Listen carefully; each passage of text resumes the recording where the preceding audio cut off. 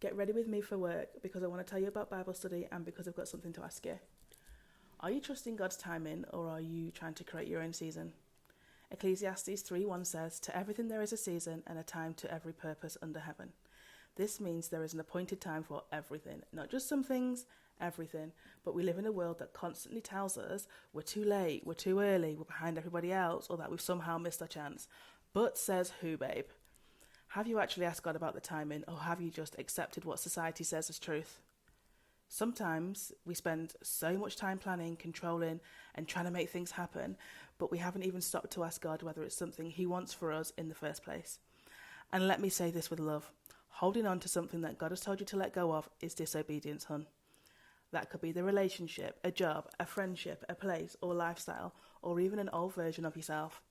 You can't do a little bit of God's way and a little bit of your own way, mix the two together and hope for the best. At some point, you're going to have to choose whose way you're following and whose you are. And I know waiting is difficult because we live in such an Amazon Prime world. We want everything right now, immediately. Yes, God is the God of suddenly, but a lot of the time He develops us gradually through different seasons. Some seasons are beautiful and other seasons are absolutely horrendous. I've been there, I've got the t-shirt, the handbag, the matching hodl, you name it. But even in the seasons you would never choose for yourself, Romans 8:28 reminds us that God can still work all things together for our good. Also, darlings, please be careful of counterfeits.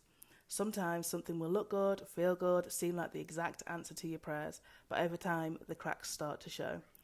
I once thought I was in the perfect relationship. I genuinely thought God had sent me the one. Turns out, He was a character. And the truth is, when you take things into your own hands and you try and create your own seasons, you can delay what God is preparing for you. That doesn't mean God can't redeem it. He absolutely can. But sometimes the detour, the healing, and the lessons could have been avoided if we'd have simply stopped and asked God, God, is this actually from you? So before you make your next move, ask God.